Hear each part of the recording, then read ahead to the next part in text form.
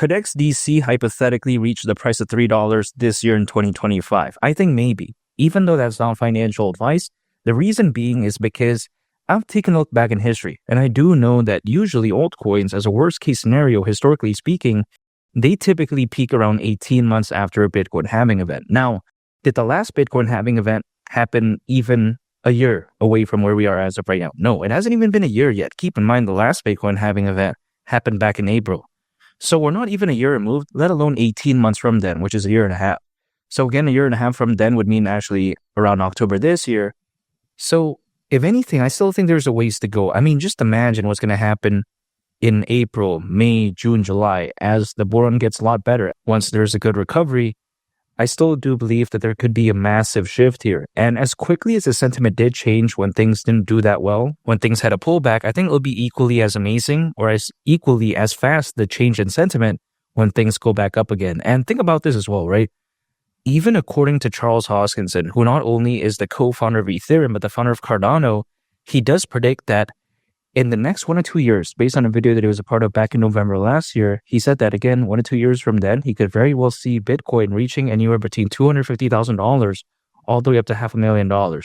Now, let's just put some, perspective into this. Let's say we assume his worst case scenario price target for Bitcoin, so that's $250,000, and best case scenario timeline a year from November, so that's November this year.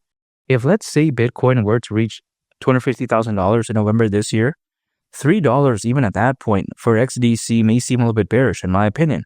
Now again, that's not financial advice, but when I take a look at this year, it could be something very amazing. And again, Charles Hoskinson, there's no telling if he's ever going to be 100% correct, but when a reputable individual like that has a thesis, I would assume, right? A hypothesis, I'm going to listen. Now, here's the thing. Is XDC going to the price of $3 too much to ask for? I don't think so, because if it were to go to that price, considering current circulating supply, at that point, market cap would be around $45 billion. It's not too bad, right? Now, keep in mind, this is around a 33x from here. Now, why isn't this too bad? It's because even XRP, as of right now, has a market cap well beyond $100 billion. Even back in 2021, Dogecoin had a market cap of around, $80 billion. Actually more than that, right? So when you take a look at something like, this, it doesn't seem too much to ask for. Now, keep in mind, when it comes to this, some people may think, okay, yeah, that's impossible. Well, here's the thing. XDC has the fundamentals to back it up, because keep in mind, the XDC network is an enterprise-grade blockchain that is purpose-built for global trade and finance. Why is this amazing? It's because this is pretty much the same market that Stellar, aka XLM, and as well as Ripple, aka XRP, is focused on. But even besides that, we have to take a look at the XDC network deeper here, because the XDC network is powered by the XDC protocol. Now, the XDC protocol is amazing in the sense that it has the ability to be integrated with internal legacy systems, like for instance, Swift payment databases. And Swift is very massive in the banking world or financial world, I would say. So this is a big deal. It's a thumbs up for me. Not to mention, the XDC protocol also has the ability to integrate data into the blockchain using something called ISO 20022. Now, people may be thinking, okay, why is this so special? It's because this right here is being used by many financial institutions from all around the world for inter-organizational data exchange. So when you take a look at people liking Ripple, people liking Stellar, isn't this kind of similar in a sense? Now, I get it, of course.